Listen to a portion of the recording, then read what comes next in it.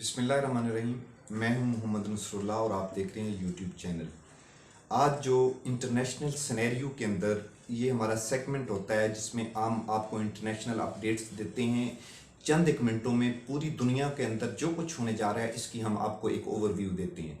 एक तो आज जो लेटेस्ट डेवलपमेंट हुई है वो हमने आपको 10 अगस्त को एक वीडियो हमने वीलॉग किया था जिसमें बताया था आपको कि ईरान के गिर्द कैसे घेरा तंग किया जा रहा है। इसराइल, बरतानिया, अमेरिका और उसके अलाइज जो हैं ये कैसे ईरान के गिर्द घेरा तंग कर रहे हैं। उसकी बड़ी वजह उस वक्त एक शिप के ऊपर अटैक करना था। वो मैंने आपको बताया कि शिप जो था वो एक जापानीज कंपनी की मलकियत था। उसकी जो एडमिनिस्ट्रेशन, उसका इंतजाम इस्लाम था जो वो इस इसराइली कंपनी कर रही थी और हिट उसको यूएई में आके किया है। मतलब तो लेकिन उसमें जो उसके आउटकम्स बाहर आई थी कि वो यह है कि इसराइल ने अमेरिका को, अरब कंट्रीज को, इस तरह दीगर अपने एलाइज को, जापान को, बरतानिया को इन लूप लेकर एक प्लानिंग की और उसमें उस वक्त थ्रेट किया था ईरान को कि हम आपसे इसका बदला लेने के लिए जा रहे हैं, लेकिन हम आपको जवाब अपने वक्त के मुताबिक और अपने मौका महल के मुताबिक, अपनी प्लानिंग के मुताबिक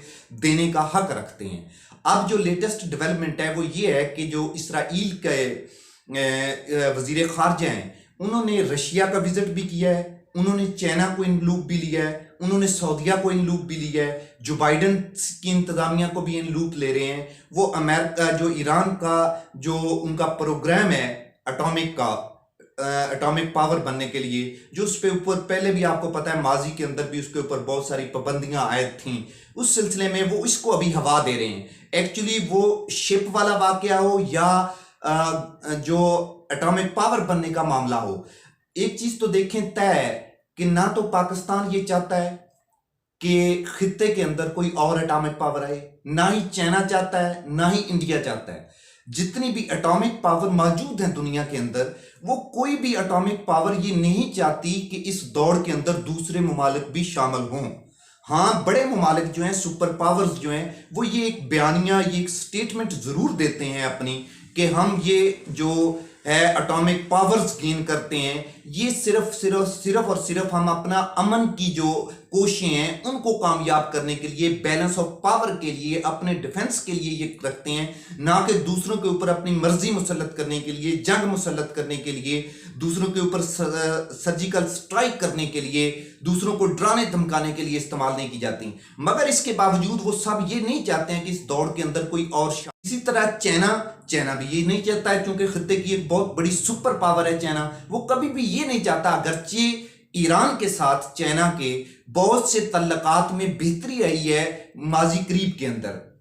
चाइना की एक बहुत बड़ी इन्वेस्ट भी चाइना ने 25 अरब डॉलर की तकरीबन उसके ऊपर इन्वेस्टमेंट के मुआहदे भी हुए हैं उसके। इसके अलावा अफगानिस्तान का जो इशू है इसके अंदर भी चाइना और ईरान आपस में इन लूप रहे हैं। पाकिस्तान के साथ भी उनके तल्लकात पहले से बेहतरी आई थी, मगर ईरान की इंतजामिया जो है, उसकी एडमिनिस्ट्रेशन जो है, उसकी चंद एक नाअहलियों की वजह से खित्ते की ये सिचुएशन खराब होने जा रही है। ये बात मैंने आपको पहले बता दी थी कि अमेरिका जब इधर से जा रहा है तो अमेरिका कभी भी नहीं चाहता कि इतनी बड़ी इन्वेस्टमेंट करने के बावजूद, इतनी ह्यूज अमाउंट इन्वेस्ट करने के बावजूद, अपने रिसोर्सेज झोंकने के बावजूद वो इस खित्ते को बिल्कुल क्लियर करके वापस चला जाए। ये अमेरिका किसी सूरत नहीं चाहता है। अमेरिका चाहता है कि खित्ते के अंदर अपनी एग्जिस्टेंस उसकी कायम रहे। अमेरिका की जब अफगानिस्तान से तवज्जो हटी, नेटो फोर्सेस की, यूरोपियन कंट्रीज की, उनकी तवज्जो फिर से दोबारा ईरान के ऊपर मरकूज होगी। और इसराइल तो पहले ही ईरान का जो एटमी प्रोग्राम है इसके पीछे था, वो अपनी सेफ्टी, सलामती और सिक्योरिटी के लिए इसको थ्रेट समझता है।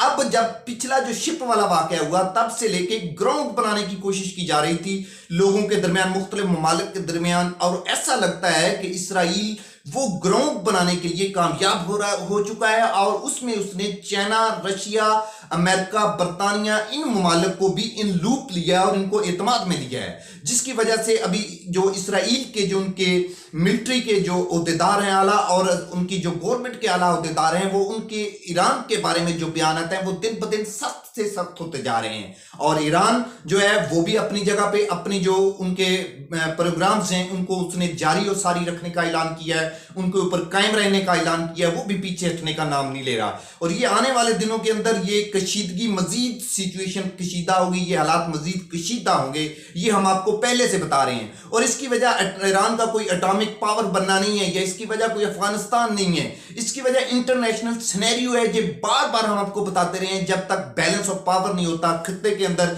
जो चाइना एक सुपर पावर बनने के लिए जा रहा है, जब तक चाइना सुपर पावर नहीं बनता और इस खित्ते के अंदर एक नया ब्लॉक कंप्लीट नहीं होता, तब तक ये हालात इसी तरीके से चलते रहेंगे। ये जो ताले आजमा है, ये एक जगह से अपनी ताला आजमाई अगर इनकी रुकेगी तो दूसरी जगह पे स्टार्ट हो जाएगी। इसके साथ ही दूसरी बड़ी डेवलपमेंट जो है, ये फिर से आपको पता है कि सऊदीया का यमन के साथ एक क्लैश जो बड़े अरसे से चल रहा, जिसमें हौसी बागियों ने उनको पिछले 2 हफ्ते के दौरान मजीद उन पे हमले किए हैं, मजीद उनको नुकसान पहुंचाया, जानी नुकसान भी हुआ है, लोग भी जख्मी हुए हैं और मजीद उनके अंदर उन हालात के अंदर खराबी पैदा हुई है। अगरचे सऊदीया हौसी बागियों को दोबारा से 2.5 लाख की दावत भी दे चुका है, मगर उसके अंदर अभी तक कोई डेवलपमेंट नहीं हुई। मगर इसमें जो एक क्रिटिकल पॉइंट है वो ये कि लेटेस्ट जो DW न्यूज़पेपर ने जो रिपोर्ट शाये की है, उसके मुताबिक एक मरतबा पहले भी ये क्लेम किया गया था कि अमेरिका ने जो अपना सिक्योरिटी सिस्टम वहां पे, एंटी मिसाइल सिस्टम वहां पे लगाया हुआ है, वो वहां से उसकी बैटरीज और उसके एसेसरीज रिमूव कर रहा है। अब दोबारा से उसकी पिक्चर इस ऐसे मौके पे क्लियर की जा रही है, सैटेलाइट के थ्रू जो पिक्चर उन्होंने दी है उसको डिस्प्ले किया है और उसकी डिटेल बताई गई है कि उस जगह से बहुत सारा मटेरियल रिमूव किया गया है। अगरचे अमेरिका और सऊदीया दोनों इसकी तरदीद कर रहे हैं और कह रहे हैं कि ये प्लानिंग का हिस्सा है, ये कोई इन हालात की वजह से नहीं हुआ